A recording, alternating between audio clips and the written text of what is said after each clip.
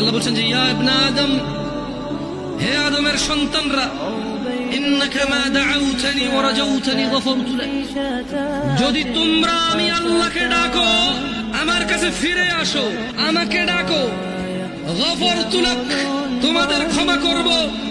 আলা মা কানা ফিকা ওয়ালা উবালি, ও আদমের ছেলেমেয়েরা, আলা মা কানা ফিকা ওয়ালা উবালি,